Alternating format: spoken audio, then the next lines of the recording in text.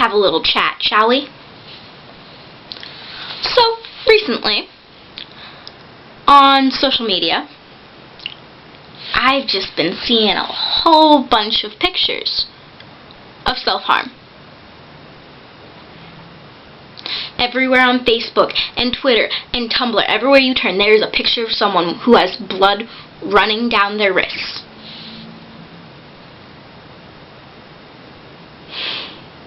Let's just back up for a minute, shall we? Self-harm, firstly, is not just cutting. People burn themselves, rip out their hair, intentionally put bruises on their body. So many things are self-harm. So let's not just talk about cutting. If you put pictures of your self-harm on the internet, you want attention.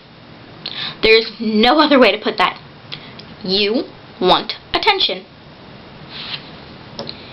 If you have a serious problem with self-harm, you know what you do? You do not post pictures to the internet looking for sympathy. You get off your butt and go get help. Is that so difficult? If you have the guts enough to post these pictures to the internet, you have the guts enough to walk into an office, sit down, and talk to a therapist. It's the same thing, except therapy actually helps. To all these people saying they support self-harm, stop it.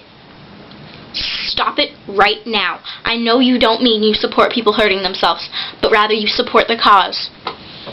Well, you know what? You're helping not a thing. Don't support it. What is that helping? Send that person to get the help they need. Say, hey, I don't want you to turn yourself into a cutting board. I don't want you to burn yourself. I don't want you to rip out chunks of your hair. I want you to get help. I'm not going to support you hurting yourself, but I will support you helping yourself. No one is going to come and save you and make everything all better. And if you think that, you are the most ridiculous person I have ever heard of. I am literally irate about the fact that people post these pictures to the internet and then they have their friends on Facebook or their followers on Twitter going, oh, are you okay? I feel so bad. Your cuts. Oh, broken heart. You know what those people commenting are doing? Proving the person who did it for attention that they were right, that they can do it and get all the attention in the world. Seriously? And right now everyone's probably thinking, I'm a horrible fucking person. And you know what? That's great. But I can say these things because firstly, I have the right to say whatever I please. And whoever's watching this video has the right to respond to it any way they please.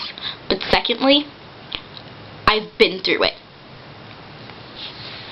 Self-harm started for me when I was 10 and ended when I was 13. Because you know what? Even as a 13-year-old child, I knew I needed help. It's not something to be proud of. It's not something to put on display and tell people you do. Because it's something that is so grotesque. And I'm ashamed. What are you going to do 30 years from now when your kids wonder what their parents were like as a teenager and look through your pictures? Because that stuff's on the internet forever. It's not going away. So what are you going to do when your kids find those pictures and then suddenly it clicks in their mind, hey, my mom or dad did this, it's okay for me to do it too? How bad are you going to feel? Anyone who's sitting here, well, people with self-harm have a serious problem. You're right. They do. But they need to recognize that they need help. And not from internet people. People who are just going to give them the sympathy that they crave and the attention that they want. And people who do it for attention, they need help too. Because if you think that the only way for you to get attention is to physically harm yourself, you need mental help. So, that's my rant about cutting and all other forms of self-harm.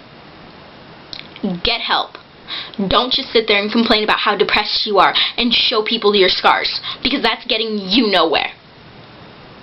If you want something fixed, you have to get the help, because no one's going to come save you. Man up and go get the help you need, because otherwise, I certainly don't feel sorry for you.